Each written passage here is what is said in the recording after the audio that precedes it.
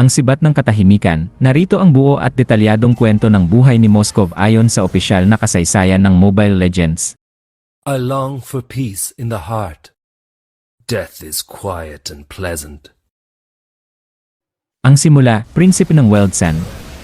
Siya ay ipinanganak sa Ajelta Drylands, bilang prinsipe ng tribong Wilson, isang lahi ng mga mandirigmang nomadiko na namumuhay ng payapa sa disyerto.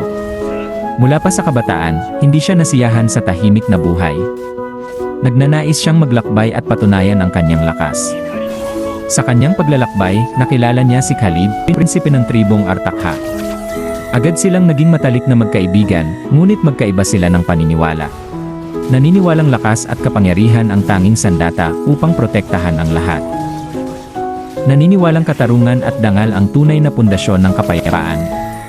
Si Moskov ay prinsipe ng Wilson, matapang, masigasig, at laging nagnanais patunayan ang sarili sa pakikipagsapalaran.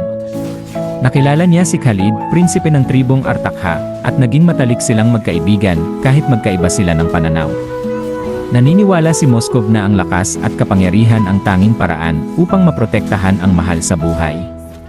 Naniniwala naman si Khalid na katarungan at dangal ang susi sa kapayapaan. Kapag nagkaisa sila laban sa mapang-aping tribong Thornwolf, si Khalid ang laging napapansin at itinuturing na pinuno ng alyansa, habang ang katapangan ni Moskov ay laging nalilimutan ng lahat. Ang pagbabalik ni Kufra at pagtataksil. Upang makaganti, pinalaya ng Thornwolf ang sinaunang diktador na si Kufra, na nagdulot ng matinding bagyo ng buhangin at halimaw sa buong disyerto. Sa gitna ng labanan, ibinigay ni Moskov ang lahat ng lakas, ngunit sa huli ay iniwan siya ng kanyang mga kakampi. Siya ay sugatan, talo, at ang kanyang tribo ay tuluyang nawasak. Dala ng matinding galit at kawalan ng pag-asa, tumakbo siya patungo sa pugad ng kalaliman at inialay ang kanyang kaluluwa sa madilim na kapangyarihan nito. Ang muling pagsilang bilang Spear of Quiescence. Ibinigay sa kanya ng Ebes ang tungkod ng katahimikan, isang sandatang naglalaman ng kapangyarihan ng kamatayan at pagkawasak. Ang dating matapang na mandirigma ay naglaho. Pinalitan siya ng malamig at walang awa na si Moskov, ang Spear of Quiescence.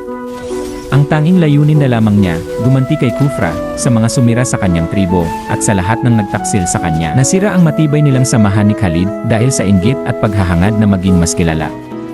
Mas mahalaga ang tapat na kaibigan kaysa sa anumang kapangyarihan o titulo. Pinakabuod ng aral. Ang tunay na lakas ay hindi ang kakayahang magpatahimik o manakot ng iba, kundi ang kakayahang manatiling mabuti at tapat kahit na ikaw ay nasaktan at pinabayaan na ng lahat. At dito nagtatapos ang kwento ng kanyang paghihiganti. Salamat sa inyong panonood. Huwag kalimutang mag-follow, mag-like, at mag-subscribe para sa mas marami pang kwento.